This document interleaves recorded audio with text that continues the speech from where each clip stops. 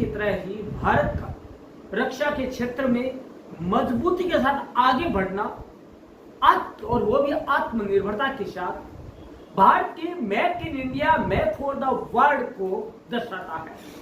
दोस्तों, हमारा राष्ट्र जो है भारत, वो पाकिस्तान, बांग्लादेश और चीन जैसे दुश्मनों से घिरा हुआ है, जो सीमाओं और अंतर्राष्ट्रीय मंचों पर संचालन के विभिन्न तरीकों का उपयोग करके हमारे महान राष्ट्र को कमजोर करने के लिए आमादा है।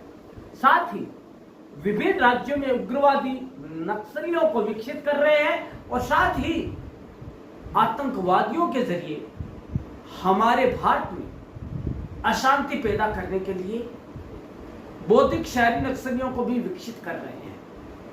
दोस्तों, हमने हाल ही में पहलगाम अटैक देखा, जिसने कि मानवता पर क्रूर हमला किया, लेकिन ऑपरेशन सिंदूर के जरिए भारत ने अपने स्वदेशी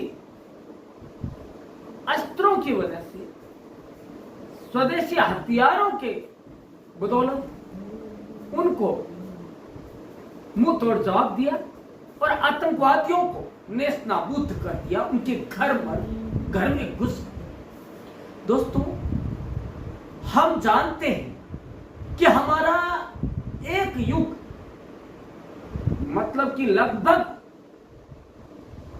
50 साल, आजादी के बाद के 50 साल बहुत ही कठिनाई से गुजरे हैं, जिसमें एक ऐसा दौर भी आया जिसमें कि तत्कालीन प्रधानमंत्री ने चीन को बहुत बड़ा हिस्सा दे दिया। यूं कहें कि चीन ने उनके समय में बहुत बड़ा हिस्सा कब्जा लिया तो गलत नहीं होगा, और पाकिस्तान ने सैकड़ों नागरिकों और हमारे सैनिकों की हत्या कर दी।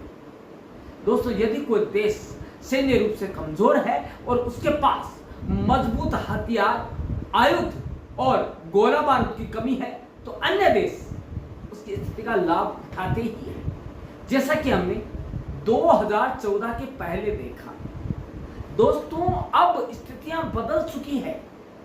अब भारत देश एक समृद्ध, उन्नत और विकसित सोच वाला देश बन चुका है। दोस्तों, यह रक्षा स्थिति सैन्य और वित्तीय दोनों के रूप में सशक्त हो चुका है। और यदि हम आंकड़े देखें तो पिछले 15 सालों में ही भारत की सैन्य स्थिति या रक्षा